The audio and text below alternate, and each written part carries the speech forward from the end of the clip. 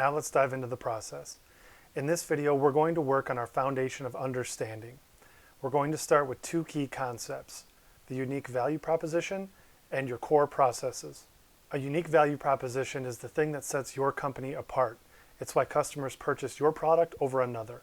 The best way to ensure growth is sustainable over time is to focus and align all activities to the unique value your company brings to the market.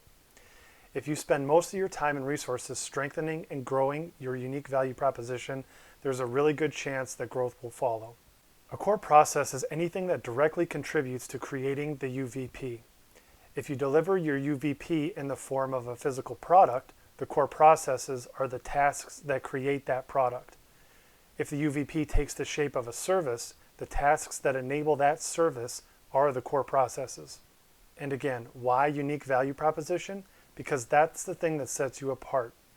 It helps you separate what really matters from what doesn't for your business.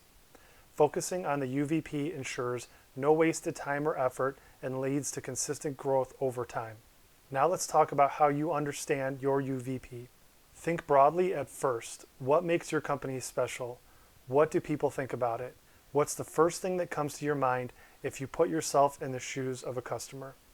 What is it that you do that no one else can copy easily? If you're not sure yet or you want to refine it, think through this: the good, fast, cheap trade-off. You can have two, but not three. If you have a good product quickly delivered, it's not cheap. If you have a fast service that is quick, it's likely not as high quality as others could be. Think about what your company does and how it positions itself in the market. Which two areas do you capitalize on? Then think through how you are able to do that. This will lead towards your UVP. Now let's talk about core processes. Think through how you as an individual or as a team contribute to that unique value proposition. If you're the CEO, you're looking at the entire company to find the total UVP and core processes. Anyone else has some smaller area of responsibility, and that's what I want you to focus on if you're not the CEO. As you think about how you contribute to the unique value proposition, think through these questions. Which two categories define our team or me? Good and fast, cheap and good? This will help align your team to the UVP. Your team can't be trying to sell Volvos while your company makes Ferraris. This disconnect kills growth over time. What are the three things that will determine if this year was a success? When I look back, if we accomplished these three things, we had a good year. This will tell you where you need to focus to find your core processes. What processes enable the things that make your company special? Good customer service, high quality designs, consistent delivery.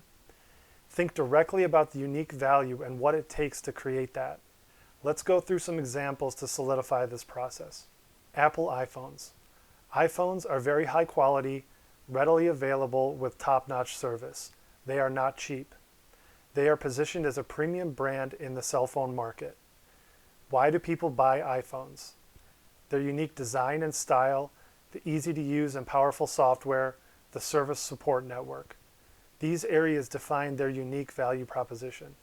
Again, high quality, readily available, but people will pay more because they align with their unique style, software, services, and more.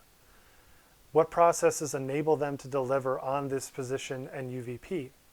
They emphasize engineering and a robust manufacturing and logistics system with strong partnerships with cell carriers in addition to their own branded stores. Each one of these areas contains dozens of individual processes that can be broken down and tracked back to the UVP. Having this foundation of understanding and alignment between UVP and core processes is the secret to growth. Next example, Walmart.